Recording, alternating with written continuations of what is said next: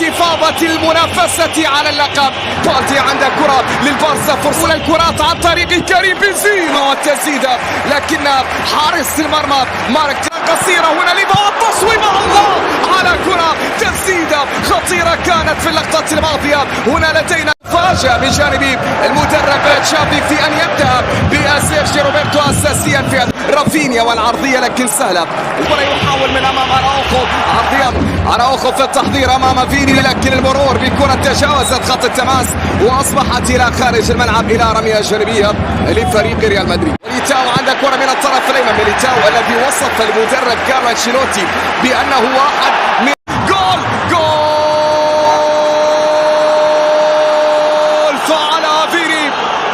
فعلها فيني حتى ولو كانت بالخطأ من جانب أراوخو.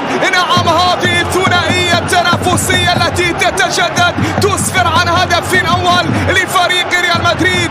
أراوخو بالخطأ بعد عرضية فينيسيوس عن طريق كريم بنزيما. عند كرة تشوف التغطية اللازمة في الكرة التي تعود عند حارس المرمى الحارس تيبو كورتوا.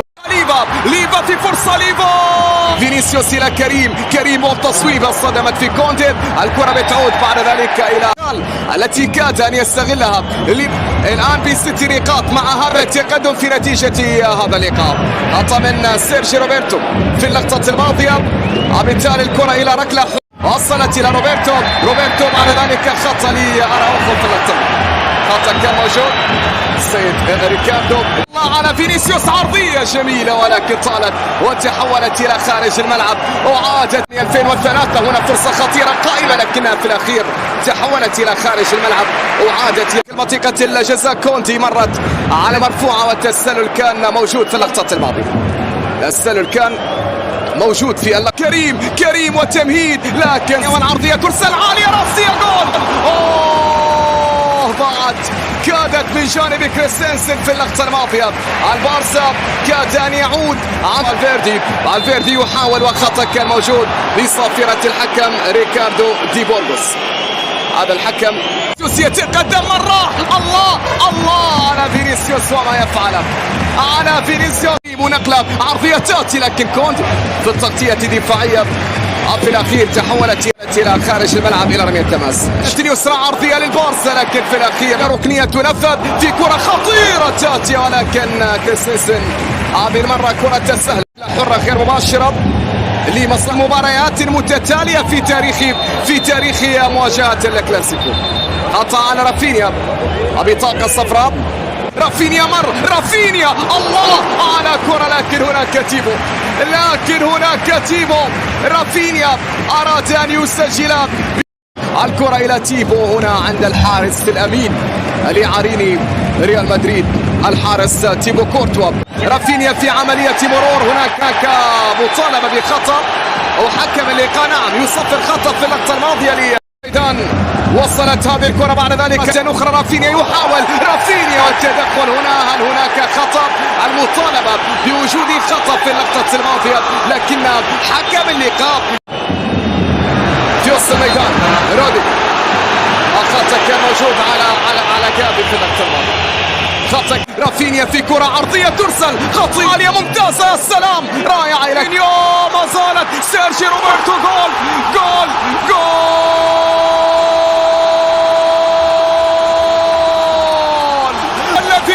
يريد زين سيرجي روبرتو هو من سجل، روبرتو هو من عادل، روبرتو هو من عادل. انطلق فيني وعرضية فالفيردي الله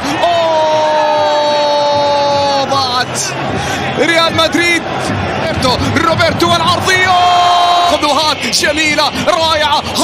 لوكا مودريتش وتمرير لكن يفعل كل شيء كما لو أنه بعمر فينيسيوس. لوكا مودريتش في كل بالتي إلى جافي في وسط الميدان. هناك خطأ كان موجود على جافي في اللقطة الماضية. يسجل بينما هنا فرصة فيني عند كرة، فيني وتمرير ليفا عند كرة، ليفا في تسديد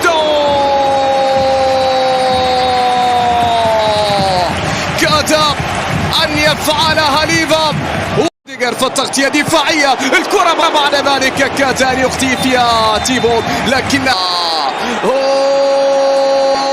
كاد أن يفعلها رودريغو، كاد أن يفعلها رودريغو. خطأ. تعال يا روبرتو هناك بطاقة صفراء، تعال يا روبرتو هناك. ما زالت قائمة لمصلحة البارسا، لكن خطأ لجافي في اللقطة الماضية الذي غادر أرضية الملعب. قد أنذر هنا الكرة اللي كانت لعادة البارسا من جديد. جافي في كرة، لكن التغطية من فالفيردي تحولت كرة بشكل ممتاز بينما لوكا هنا وخطأ على مودريتش. لكن هل شاهدتم ما فعل بوسكس؟ فيني في المرور، فيني في التصويب، ولكن بعيدة هذه المرة كرة فينيسيوس على مستوى الدقائق القادمة. هذه الكرة لمصلحة البارسا من جانب فرانكي، لكن خطأ على رودريغو. والتمرير سيرجي ممتازة، تصويب وتمريرة ممتازة ليفا. كاد أن يفعلها البولندي، كاد مع دخول كيسيه، تصويب من فيني لكن ضعيفة. كريم فرصة من كريم، تصويب كارفاخال، عرضية جول، هي جول.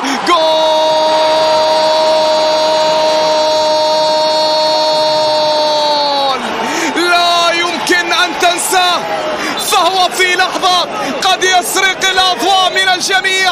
أسينسيو يسجل هدف، يلغى الهدف لأسينسيو في كرة. أسينسيو خطيرة كانت، ولكن إلى خارج الملعب. يسترية قوية بالمناسبة. كرة منقولة إلى فيني، عرضية رائعة، عرضية خطيرة. الله،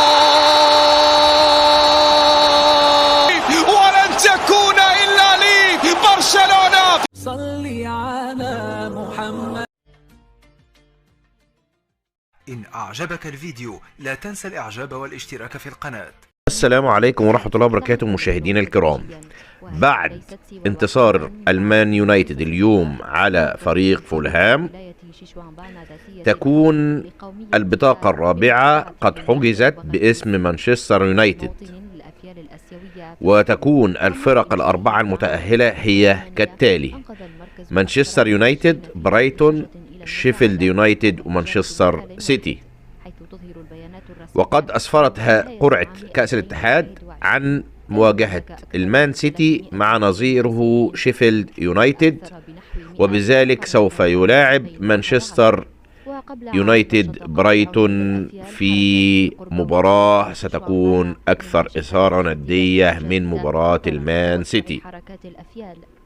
وسوف تقام المباراتان على ملعب لندن الشهير ويمبلي في العاصمة الإنجليزية، كما جرت العادة في مباريات كأس الاتحاد. سيلتقي مانشستر سيتي مع شيفيلد يونايتد وبرايتون مع مانشستر على ملعب ويمبلي، ومن المقرر أن تقام مباراة يوم 22 إبريل والأخرى يوم 23 من الشهر نفسه لحسم هوية المتأهلين إلى المباراة النهائية. بالنسبة لمواعيد مباراة نصف النهائي، مانشستر سيتي سيواجه شيفيلد يومي 22 23 إبريل 2023، ويواجه مانشستر يونايتد برايتون أحد يومي 22 أو 23 إبريل أيضا. يمكنك متابعة مباريات نصف نهائي كأس الاتحاد الإنجليزي 2023 من خلال قنوات بي إن سبورتس، الناقل الحصري للمسابقة من المحيط وحتى الخليج.